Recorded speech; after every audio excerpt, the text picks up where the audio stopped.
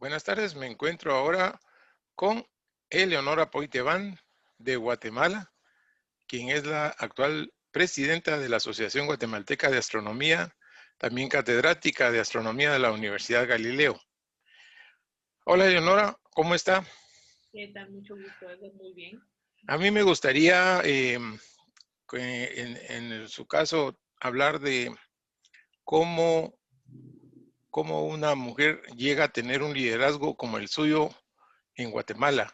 Es indiscutible el liderazgo que usted ha tenido desde siempre en las diferentes posiciones que ha tenido. Por ejemplo, sabemos, porque la conozco desde hace años, sabemos que fue directora o coordinadora del Club de Ciencias y Astronomía de la Universidad Rafael Andívar. No sé exactamente si ese era el nombre, pero era el Club de Astronomía. Le dio mucha Exacto. vida. eh, Organizó la observación más grande que ha habido en Guatemala, más de 5,000 personas, si no estoy mal, viendo el tránsito de Venus. Es reconocida a nivel internacional. Ahora es la presidenta de la asociación más grande de Guatemala de astronomía. Entonces, todo ese liderazgo, ¿cómo para las personas que nos escuchan, para las personas que nos ven en esta entrevista? Y por cierto que ahí hemos encontrado muchas jóvenes que están luchando en astronomía, que están descollando, que dan buenas conferencias, que se proyectan. ¿Cómo se llega a ese liderazgo que hoy es, como le digo, indiscutible en Guatemala? ¿Cómo logra usted llegar hasta ahí? Bueno, primero que todo, gracias por decir eso, porque realmente lo halagan a uno y al mismo tiempo lo emocionan y de alguna forma se siente bien que digan que uno está haciendo bien las cosas. Le cuento que todo esto surge a partir de que yo entro a la universidad. Cuando yo entro a la universidad, me entero de este club, el Club de Ciencias y Astronomía de la Universidad Rafael Andívar, y digamos que es amor a primera vista de lo que ellos hacen. ¿Qué hacían en ese momento? Pues prácticamente hacer observaciones, compartir, discutir. Y digamos que fue mi primer acercamiento a algo que me hacía sentir eh, perteneciente a un grupo donde habían cosas que a mí me gustaban. Eh, lo interesante fue que entré en el preciso momento en el que quienes lideraban el grupo estaban a punto de salir de la universidad.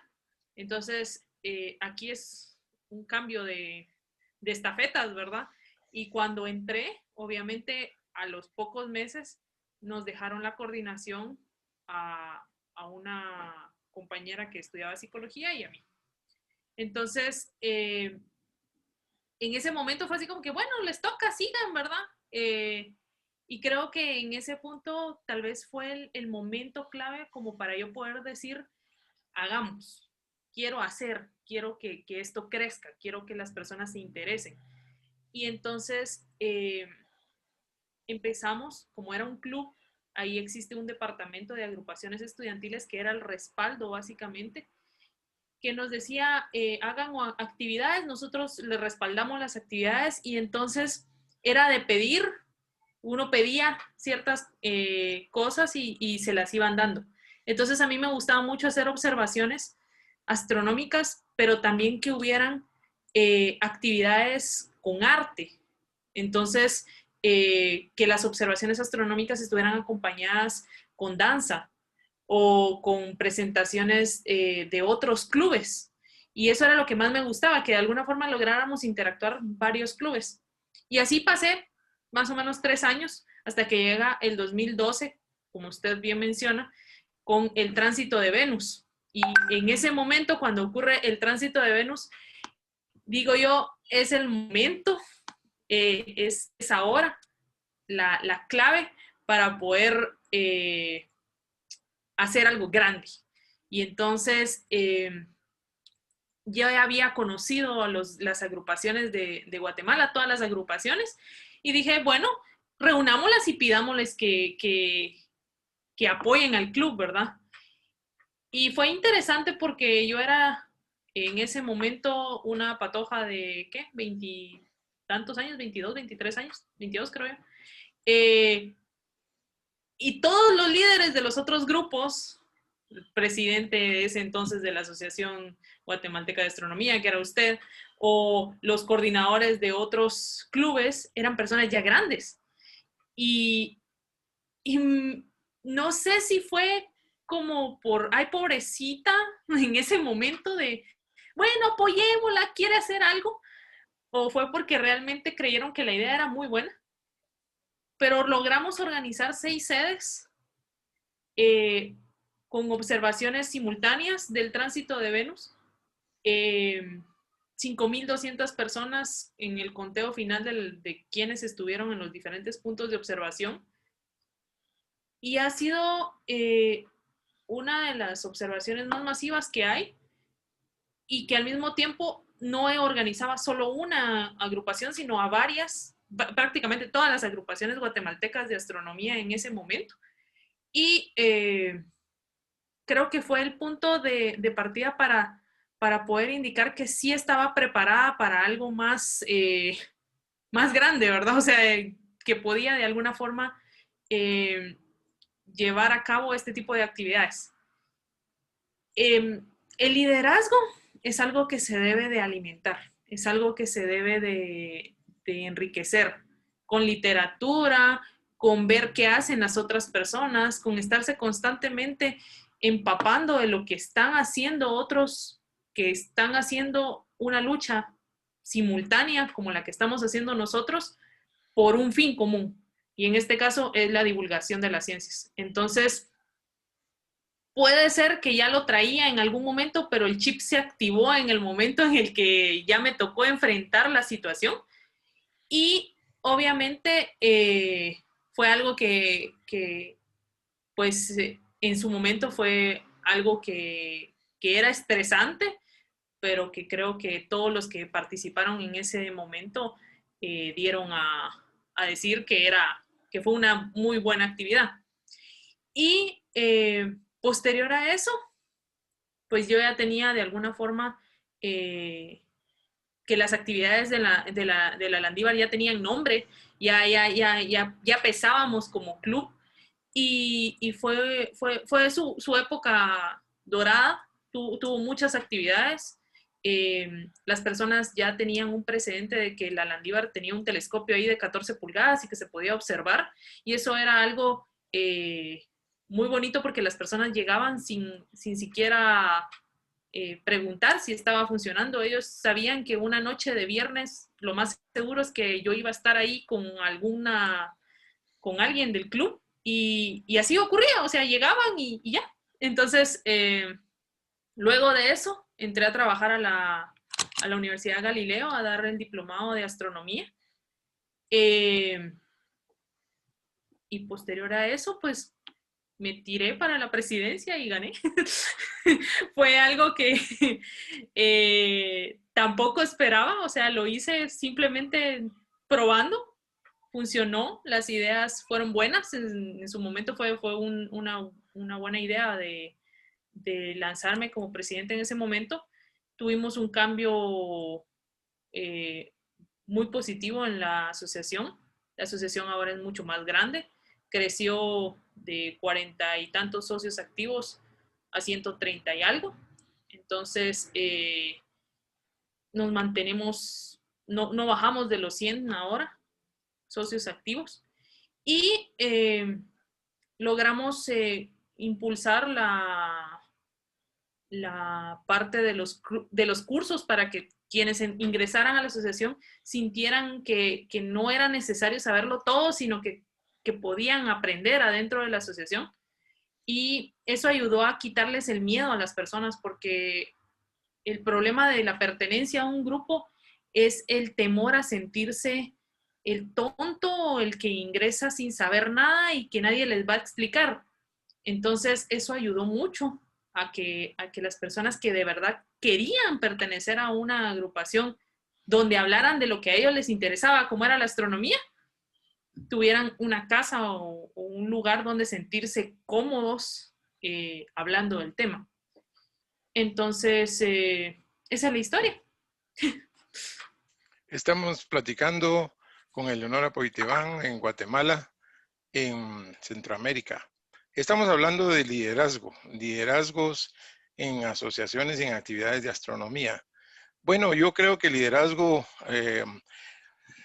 por algunas personas dicen que ya se trae, otras que dicen que uno lo forja. Yo creo que el liderazgo en este caso, en su caso, usted se caracteriza por ser una persona que le gusta que las cosas se hagan y no deja al azar o que las haga otro, sino que si eso implica echarse la responsabilidad encima, pues ahí va, pero la cosa se tiene que hacer y se tiene que cumplir. Y no tener miedo de que hay otras personas o que son hombres o que son mujeres, que son más grandes, que son con tantos estudios, sino que sencillamente voy porque me gusta y quiero hacerlo, pero eso implica cierta responsabilidad que se va tomando. Hay personas que no tienen esa actitud porque dicen, no es meterme a esto, no, yo no me meto a estos problemas porque después es muy complicado.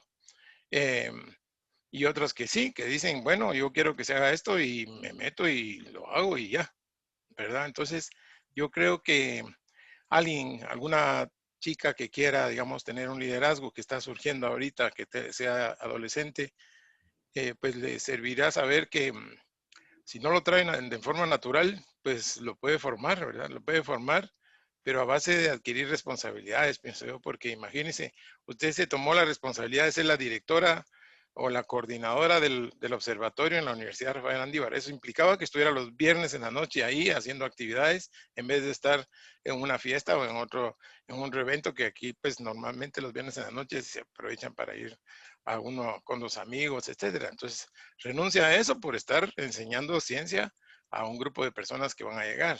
Entonces, se necesita tener esa vocación, pienso para poderse mantener ahí a la cabeza. Claro, claro, hay que renunciar a cosas que tal vez yo creo que renuncié a muchas parrandas de patoja de menos de 25 por estar metida observando, pero realmente, ¿qué me hacía más feliz? Y en ese momento me hacía más feliz estar viendo el cielo con un telescopio. Claro, esa es muy importante. ¿Qué le hace a uno más feliz? O sea, ahí viene la parte de la vocación, ¿verdad?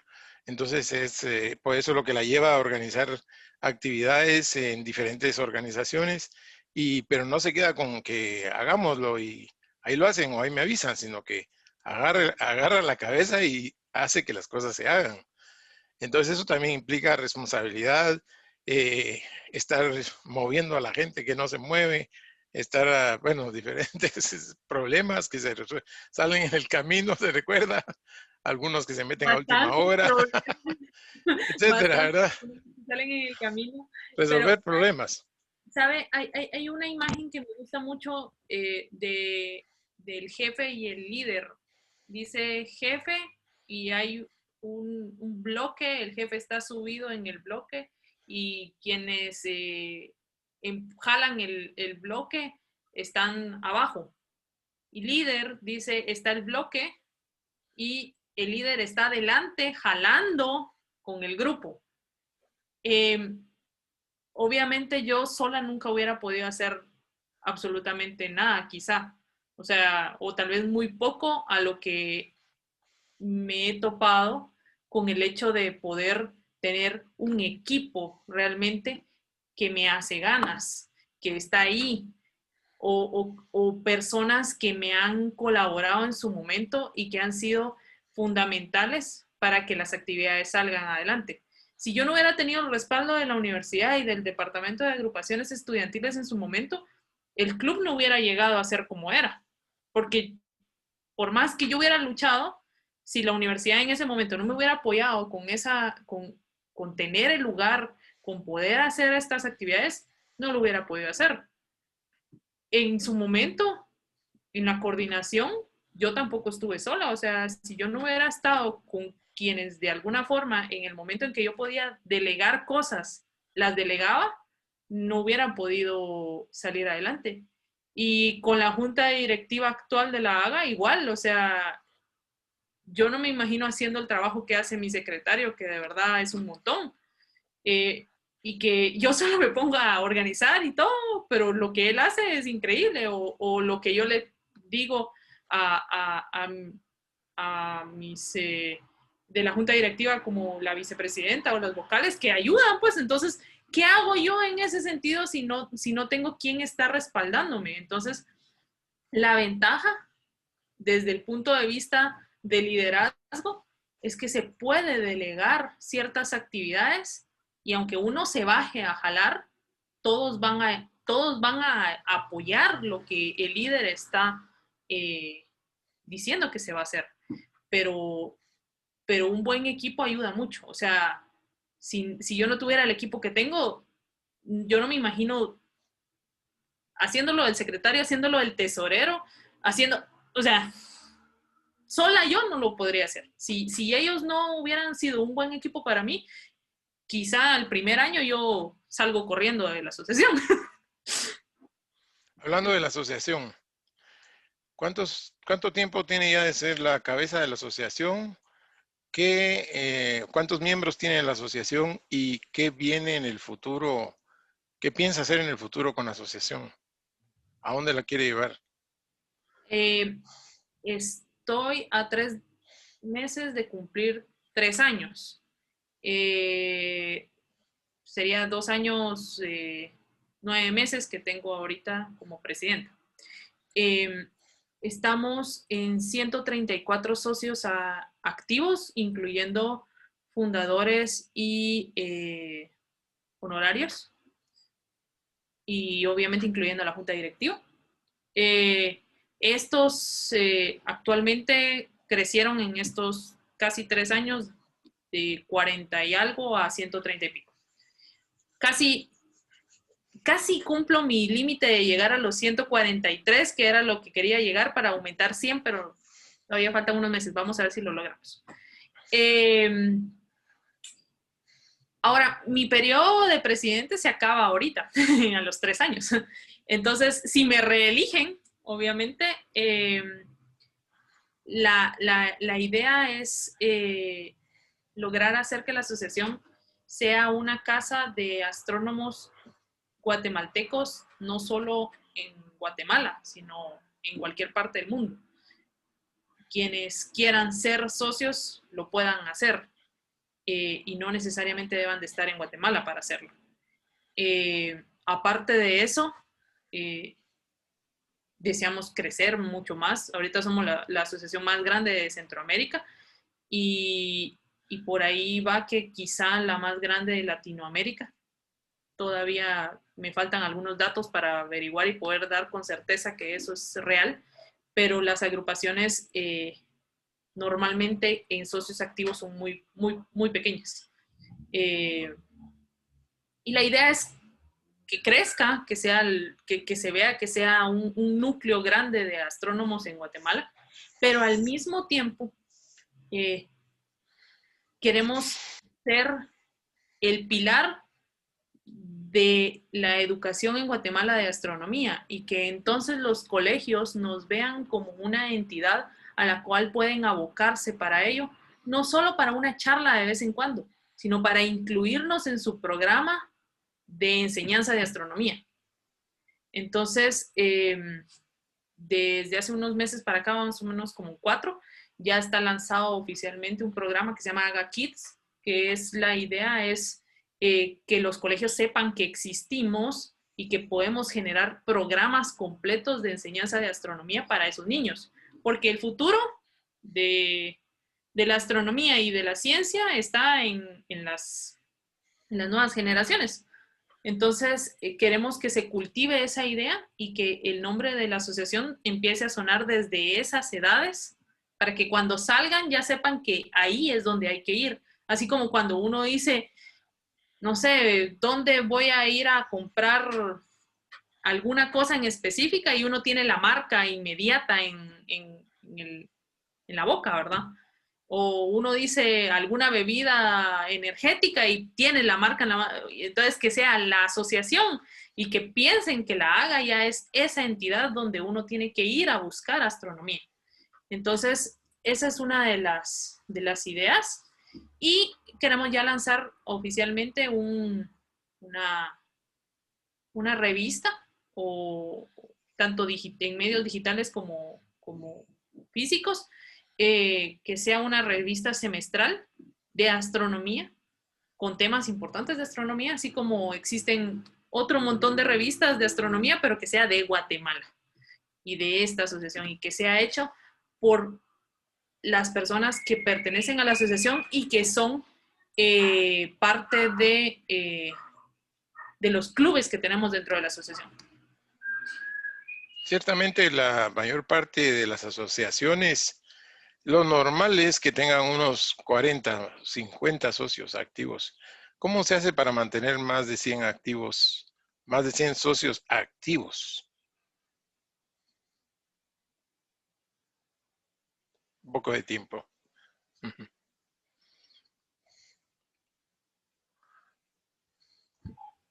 Perdón. Sí, la pregunta era, ¿cómo se hace para mantener más de 100 socios activos? Porque no estamos hablando de socios que han venido y que se han ido. Estamos hablando de socios, para que nos entendamos bien, que están haciendo algo. Están activos, están con membresía pagada reciente y al mismo tiempo haciendo algo adentro. Así es. Eso es interesante. Yo, como les dije, vengo de una universidad donde habían clubes.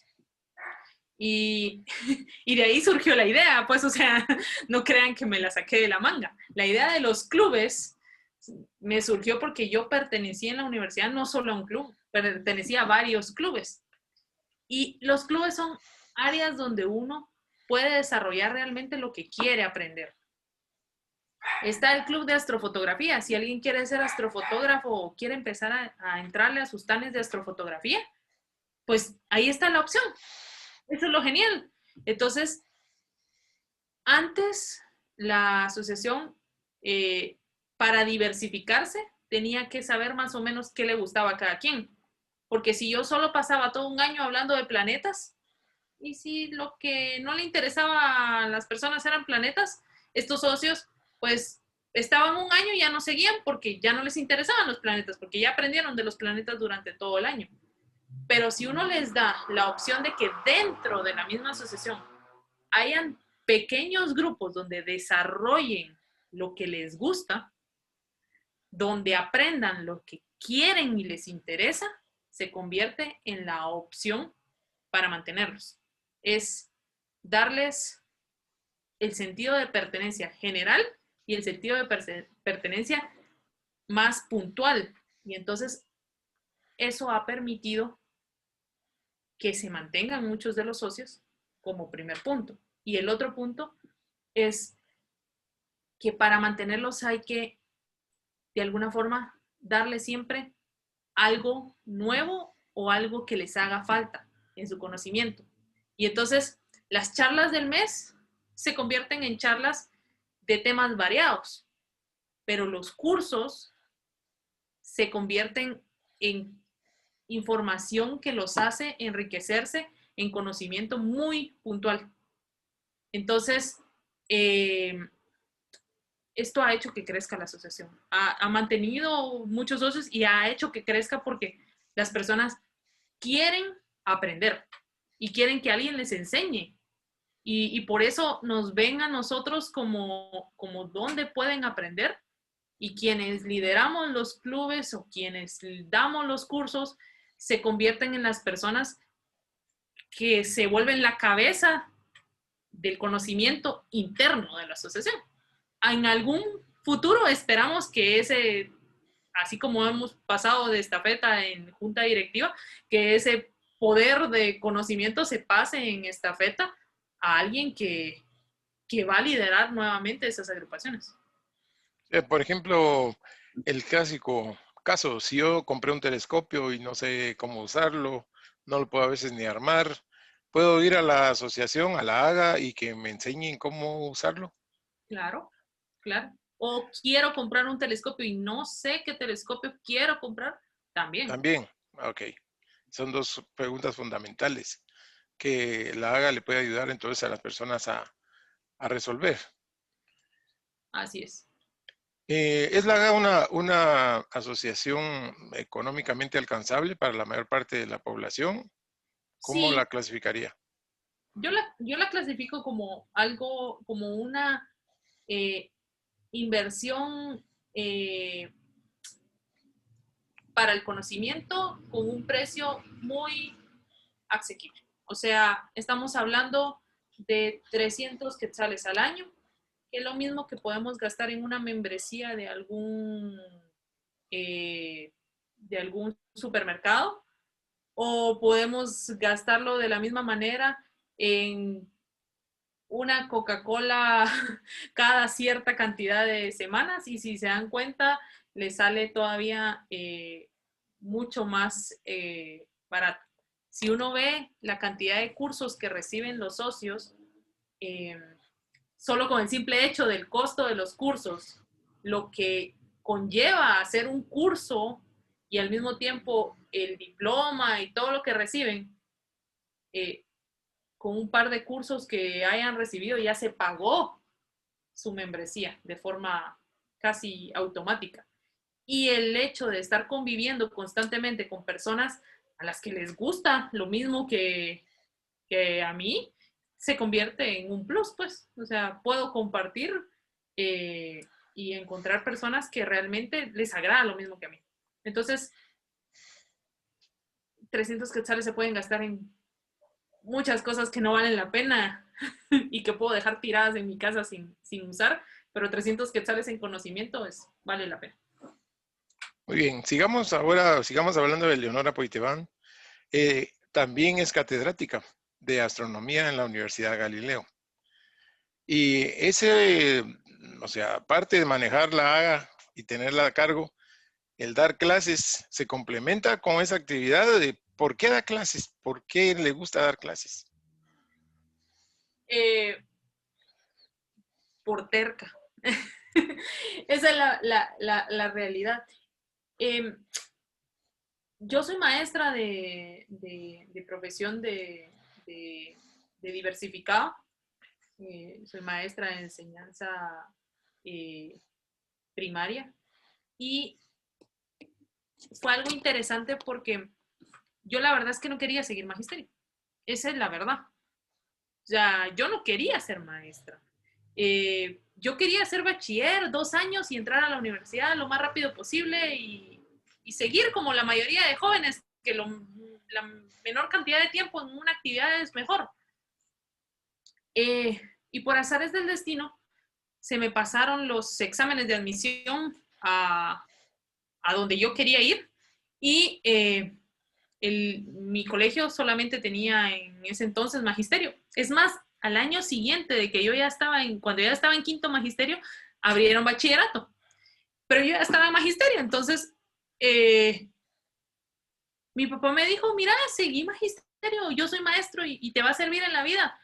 Eh, y realmente encontré la vocación ya siendo maestra. O sea, cuando di mi primera clase, esto es algo que hace poco recordé, mi primera clase, y si yo veo la planificación de mi primera clase fue el sistema solar en cuarto primaria. Y entonces es como que algo que le marca a uno la vida y no sabe por qué paró ahí, pero, o sea, yo di mi primera clase en cuarto primaria fue el sistema solar. Entonces, azares, realmente, pero a mí siempre me tocaron dar los grados superiores, cuarto, quinto y sexto primaria. Y entonces, cuando yo me gané las prácticas, mi maestra guía me dijo, usted está destinada a dar clases a gente más grande porque su forma de explicar es de temas más complejos y se va a dar cuenta que se va a hacer camino en educación media o superior. Bueno, dije yo, Y cabal, cuando entré al club y empecé a explicar y a hacer explicaciones con gente adulta y a dar conferencias, y ya empecé a tener un camino en la divulgación, resultó ser que pues me gusta demasiado dar clases. Y entonces uno tiene que tener una profesión que le dé sustento económico para comer y vivir, pero también tiene que tener un postre que uno disfrute sentarse y hacerlo. Y para mí dar clases es ese postre en mi vida que yo me disfruto y me lo gozo totalmente. Es algo que de verdad me gozo. O sea, cada clase que yo doy en la asociación o en el diplomado, yo la disfruto. Sí, porque tiene múltiples facetas. Es ingeniera civil como profesión.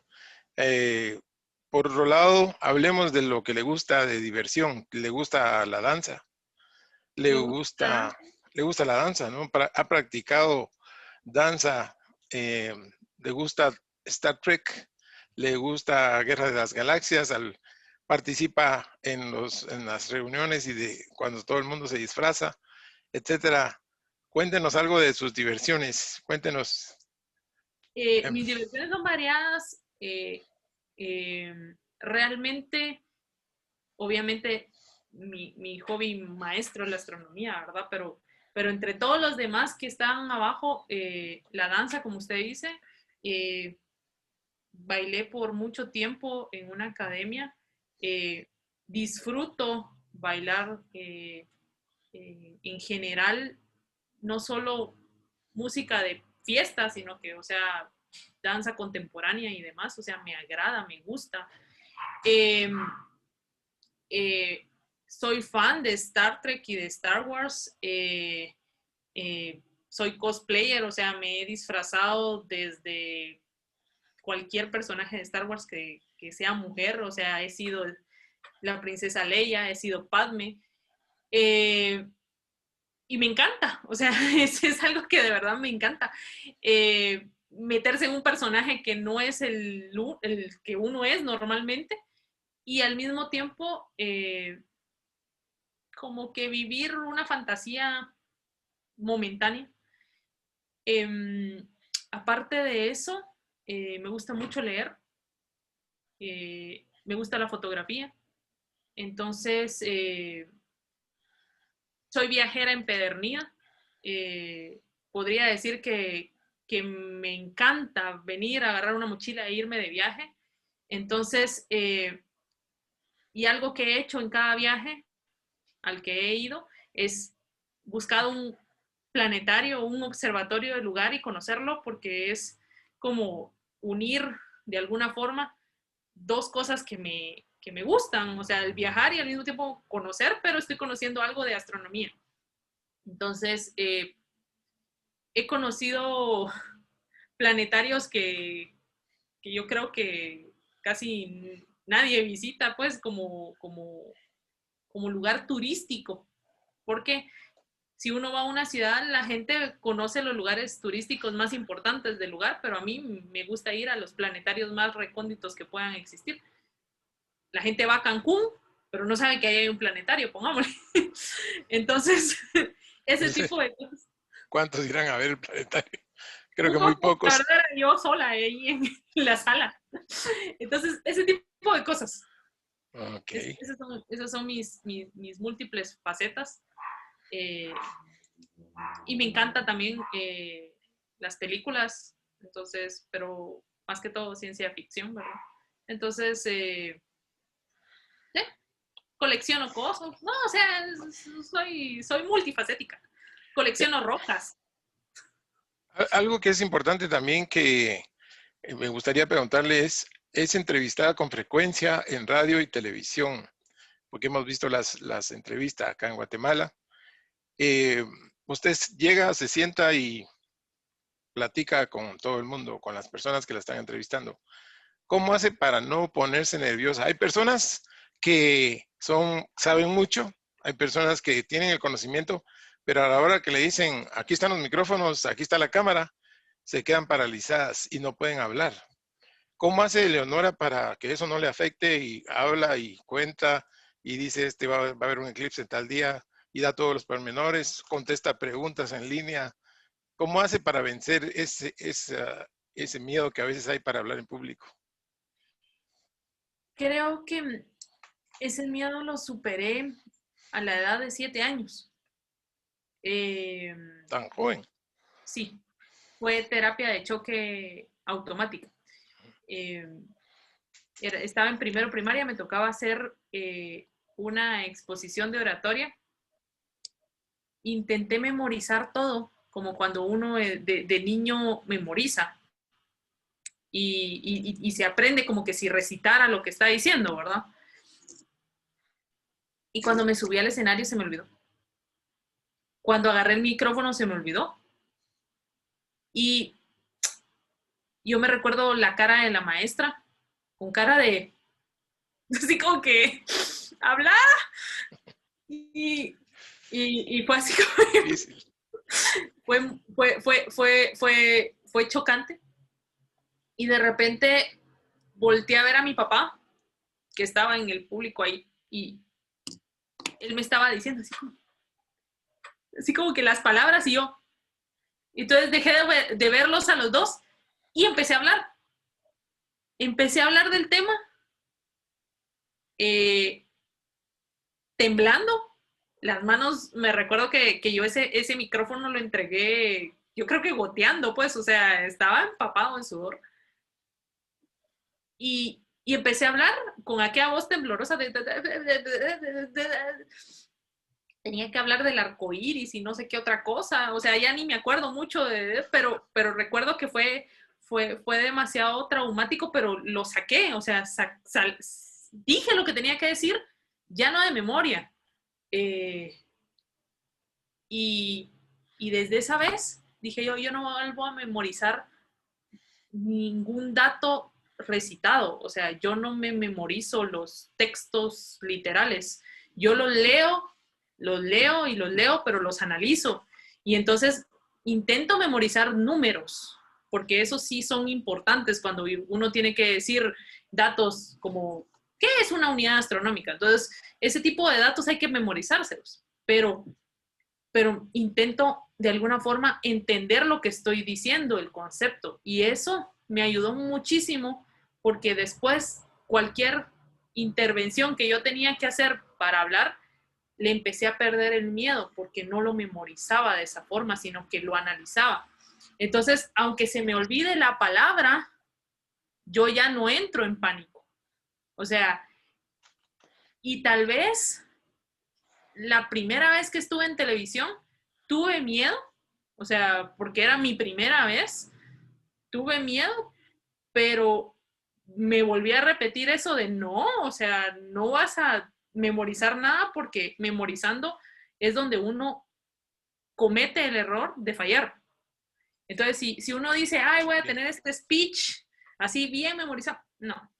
Y entonces le digo, lo aprendí chiquita, realmente fue una suerte aprenderlo de esa forma, pero sí fue pura terapia de choque grosera. Sí, claro, pues, porque imagínense de esa edad y no recordaba y toda la presión, pero en realidad, si maneja el concepto, las palabras le van brotando y le van brotando. Entonces no tiene por qué memorizar y uno se libera de eso, ¿verdad? Entiendo yo que en las entrevistas entonces maneja el concepto y así le vengan las preguntas que le vengan, está en la capacidad de contestarla con toda la tranquilidad del caso. Y también hay que, uno cuando es entrevistado, recordemos que siempre existen preguntas, uno, polémicas, y dos, de no hay respuesta o no me la puedo saber. Entonces, cuando es polémica, intento dar mi punto de vista eh, y dejar claro que lo que responda puede ser polémico. Y cuando me tocan preguntas que de verdad no sé, o sea, simplemente decir, no sé, o sea, no tengo la respuesta, la puedo investigar y te la puedo decir, pero yo hoy por hoy no tengo investigado el tema, ¿verdad? O sea, no sé cómo responder eso. Entonces, porque queda muy mal aquel que le preguntan y da un chorro de vueltas vueltas y pierde al que estaba respondiendo y no dijo nada. Ujú. Y Sí, para hacer eso, no. O sea, mejor digo, mira, no sé, voy a investigar y te no, prometo una respuesta en un rato, pues. sí, pues en vez de tirar la cortina de humo, en vez de tirar una cortina de humo para desaparecerse, para desaparecer. Sí, o sea que usted es más concreta al punto. Sí, lo sé o no lo sé. Y ya, con sinceridad. Magnífico. Exacto. Y creo, si no estoy mal, que usted es la única que ha tomado fotografías de un cometa en Guatemala, porque sé que hay buenas astrofotógrafas, pero no de un cometa. No estoy tan seguro, pero creo que es la única que ha fotografiado. Y me acuerdo que era un cometa reciente, hace pocos años. Sí, era el Lovejoy en ese entonces del 2016, creo yo. Es más, casi ya ni me recordaba de eso. Sí, creo que fui la primera mujer que lo hizo. Después está Luz Estela, que tomó una fotografía también del cometa, solo que ella lo tomó en campo amplio, entonces se ve chiquitito el cometa, mientras que yo sí lo hice con Sí, telescopio. Entonces, pero posiblemente sí fue la primera mujer. Divertido porque el grupo de astrofotógrafos de Guatemala eh, son todos hombres. Eh, y cuando nos hemos ido de excursiones, yo soy la única mujer que voy ahí con ellos, pues. Y ha sido una experiencia interesante porque el ser mujer a mí no me limita a cargar las cosas o a hacer lo que ellos hacen. Eh, Tal vez en el hecho de la seguridad y los permisos o cosas que uno pueda llegar a tener cuando está empezando es complicado, pero si uno logra sobrellevar todas esas barreras que puedan ir ocurriendo, eh, cuando uno se vuelve la primera en algo, resulta interesante, resulta bonito y he aprendido muchísimo de ellos, pues, o sea, digamos que hubo una época que me agarraron como que si fuera pupila, pues, era la nueva. Ahora hay varias mujeres que ya están tomando astrofotografías, pues, pero, sí, pero en ese momento hay varias ya. Sí. ya hay En varias. realidad, Luz Estela, como usted dijo, Luz Estela. Estela Pues, y Linda Orellana, que también ya. Linda, sí, muy buenas astrofotógrafas. Exacto. Y qué bueno que se ha desarrollado eso ya en Guatemala. Ahora, vamos a otro tema. Hablemos ahora de ciencia profunda, astronomía pura. ¿Qué es lo que usted quiere de la astronomía? ¿Qué quiere saber? ¿Qué quiere lograr? ¿Quiere lograr la astrofotografía de Plutón o quiere saber la materia oscura? ¿De qué se trata? ¿Qué es lo que quiere saber?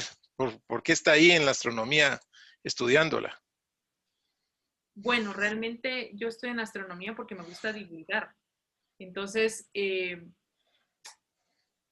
mi plan y mi proyecto realmente es mantener la línea de divulgación y de clases, obviamente, porque ya le dije, es mi postre. En el caso de la asociación, siempre me ha interesado que se mantenga la parte de divulgación y sobre todo que cuando estemos hablando de astronomía se tenga el precedente y no pretendo dejar esa línea de divulgación en la asociación. Mientras esté en la asociación y sea presidente de la asociación, me encargaré de la divulgación de la asociación. Pero obviamente no todos somos eternos. Cuando salga de ese punto, mis planes realmente son eh, divulgar astronomía por medio de la astrofotografía, que por eso me gusta ese tema, pero no me he podido dedicar 100% a la astrofotografía desde que entré a ser presidente, porque es tanto el trabajo que empieza uno a tener que dar prioridades para ver qué sale, qué no sale, ¿verdad? Entonces, realmente mi idea es dedicarme a la astrofotografía. Quiero buscar un lugar donde poner un observatorio en Guatemala. Si no es de forma pública, por lo menos que sea mi observatorio y yo desde ahí poder hacer astrofotografía como un lugar de retiro. Sí quiero hacer esa parte de divulgación por medio de la fotografía. Y de intereses que de verdad me encantaría que por fin lograran descubrir qué elemento, qué es la materia oscura y qué es la energía oscura. Créame que es algo que me tiene con el pendiente. O sea, necesitamos saberlo. O sea, es algo que es sumamente importante. Y, y cuando ocurra eso, considero que voy a haber podido vivir varios de los grandes hitos que se han dado en el desarrollo de las ciencias como tal. Porque el haber visto la primera fotografía o la primera imagen del agujero negro, o el haber escuchado de las ondas gravitacionales, o que realmente ya se lograse comprobar la relatividad especial, todo eso han sido hitos que hemos ido viviendo y creo que para completar ese círculo de, de hitos cosmológicos, sería genial el poder llegar a conocer realmente eh, qué son la materia oscura y qué es la energía oscura, que si hay algún elemento que sea realmente eso, y por qué está ahí, por qué se está expandiendo, por qué se está moviendo. Eso es uno quizá de los puntos que más me llama la atención de la astronomía. Hablando de la otro tema, en la asociación, bajo su presidencia, la asociación empieza a desarrollar cursos para niños. Cursos para niños, ¿por qué es importante hacer cursos para niños pequeños? Estamos hablando de niños de tal vez de 8 años o 10 años. De 7 a 12 años. De 7 a 12 años surge para nosotros el programa Space Scouts. La idea es que sean nuestros scouts espaciales, que sean las personitas que después van a ser aquellos que van a poder aprender más de astronomía y al mismo tiempo enseñarle a otros de astronomía. Realmente el futuro de la nación, de la ciencia y sobre todo del planeta Tierra como tal, depende de la generación que está más o menos en esa edad ahorita. Sabemos que va a haber un punto en el que ya no hay marcha atrás de cómo hemos ido manejando el planeta, y que posiblemente lleguemos a una catástrofe, pero esta generación todavía tiene la oportunidad de cambiarlo. Entonces el impacto que genere todavía es posible y va a ser funcional. Entonces, Space Scouts es la idea de niños que van a tener pequeñas, grandes misiones en la vida. Y sus pequeñas, grandes misiones son difundir correctamente la astronomía. Pequeñas, grandes misiones como el hecho de decirle lluvia de meteoros a la lluvia de meteoros y no lluvia de estrellas. Pequeñas, grandes misiones como el enseñar que los eclipses no son algo malo, algo que nos afecte, algo que signifique una desgracia, sino que ellos sepan que el fenómeno físico por el cual ocurre, y decirle a las personas que creen que porque hay un eclipse, la embarazada se tiene que poner un listón porque si no el niño va a salir XY, o sea, ese tipo de pequeñas, grandes misiones, si se las logramos introducir de la forma correcta a estos niños, en un futuro estaremos teniendo una generación más educada en ese aspecto, con deseo de ser científicos y al mismo tiempo enseñándole a los adultos que fuimos mal educados en esa línea, que hay mitos que no hay que creer. Eleonora, es una persona, ¿se siente usted reconocida cuando llega a algún lado? ¿Y cómo manejar ese reconocimiento? Ahí viene la presidenta de la Asociación de Astronomía. Ella es la presidenta de la Asociación de Astronomía. Miren, ella es, eh, siente cómo se maneja ese reconocimiento para que uno no se sienta así con demasiadas alas o pocas, no sé cómo lo maneja. Pues realmente no es que uno sea famoso, ¿verdad? O sea, no soy un artista como tal, pues, o sea, cuando estamos hablando de artistas, definitivamente tienen que tener mucho cuidado cuando salen porque ahí va. Pero cuando uno llega a algún lugar donde conocen del tema porque estamos hablando de un círculo eh, de ciencia o cercano a la ciencia y lo reconocen a uno, pues se siente agradable porque hay que bueno que conozcan que uno está haciendo algo. Eh, o que personas me digan, yo la vi en la televisión hablando de tal y tal tema y uno dice, ay, gracias, ¿verdad? O sea, qué bueno que la gente está recibiendo el conocimiento que uno está impartiendo. Ahora,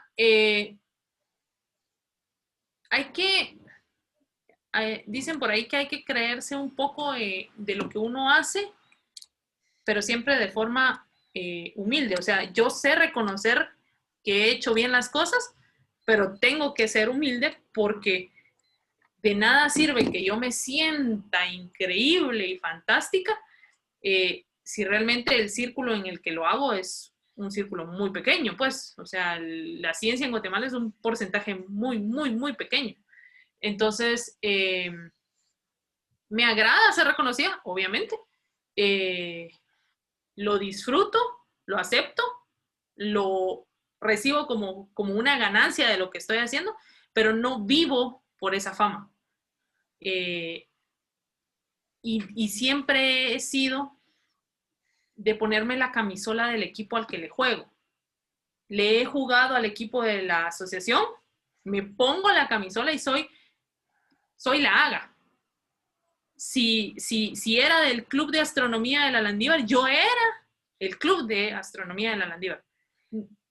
Quizá no he buscado que Eleonora Poitevin suene como tal. Obviamente ya conocen el nombre atrás de quién está ahí, pero yo siempre pongo al adelante el equipo al que le estoy jugando y entonces eso creo que ha sido el que de alguna forma me mantenga con los pies en la tierra y no flotando ahí en a saber qué locura, ¿verdad? De creerme mucho por algo. Gracias. Ya nos estamos acercando al fin de la entrevista, pero quiero hacerle esta pregunta también. En Guatemala no hay ningún planetario. Un comentario sobre esto. Eh, eso nos dice mucho, nos dice que hace falta un gran desarrollo de la ciencia en nuestro país y sobre todo de creer que la divulgación de la ciencia en un lugar correcto es necesaria. Eh, es importante que en algún momento noten la necesidad de eso. Y me han preguntado, y ha venido la pregunta muchas veces, que ¿por qué la asociación no lo hace? Bueno, primero la asociación sobrevive con los fondos que recibe de las membresías para poder tener lo mínimo o lo básico para los socios. Pero no llegamos a ser una fundación o una empresa donde podamos generar suficiente dinero como para poder gastar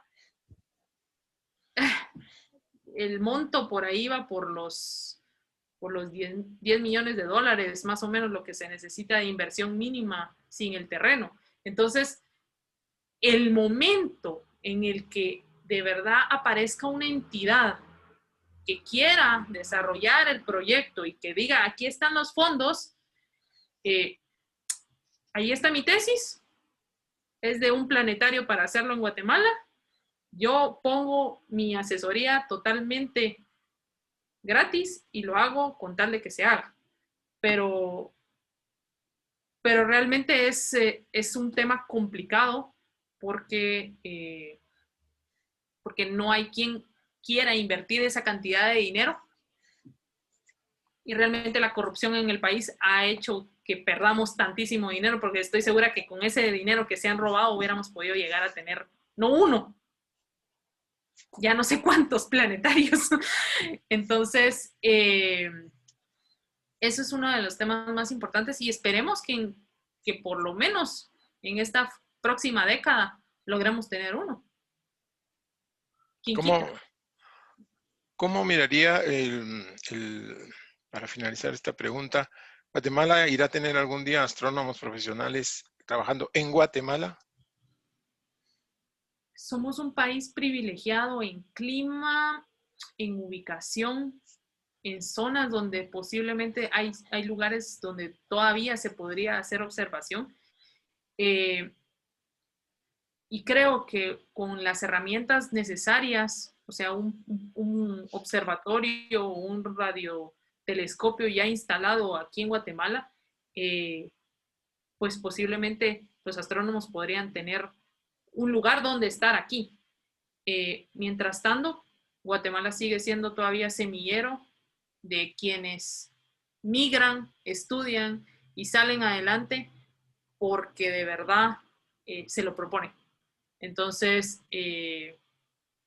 pero en el momento en que exista dónde quedarse, estoy segura que hasta algunos regresarían, pues, o sea, porque Guatemala tiene su encanto para muchas de estas personas, pues, pero están en otros países porque las circunstancias les han obligado a estar exiliados de su país porque no hay trabajo aquí de astrónomos. Muchas gracias, Eleonora. Muchas gracias por sus respuestas. Muchas gracias por el tiempo que nos ha concedido para esta entrevista. Solamente quisiera pedirle si nos deja algunos comentarios finales para cerrarla. Pues a las mujeres principalmente, si les gusta este tema, les apasiona, les interesa, o sea, cual sea el tema de divulgación en la línea en la que quieren ir, no sientan el miedo de que por ser mujeres van a tener un problema. O sea, se puede, en la actualidad ya hay mayor inclusión. Van a toparse con cosas complicadas, sí, lo van a hacer, pero si uno se traza la meta, lo logra alcanzar.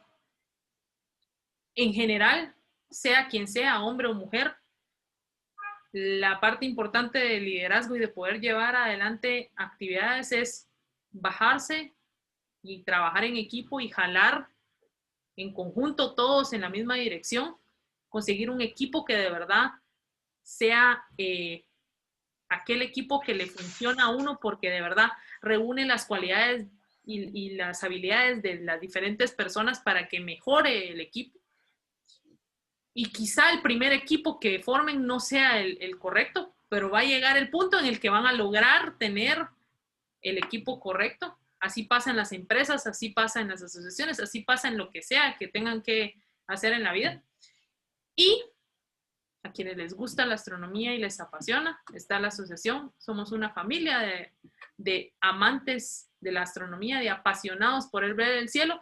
Y aunque siempre tenemos los pies en la tierra, tenemos los ojos en el cielo. Muchas gracias por sus palabras. Estuvimos en esta entrevista hablando con Eleonora Poitevin, ingeniera, catedrática de astronomía en la Universidad Galileo y presidenta de la Asociación Guatemalteca de Astronomía en Guatemala, ciudad. Muchas gracias por su tiempo y nos vemos en la próxima entrevista. Muy amables. Gracias. Gracias, buenas tardes.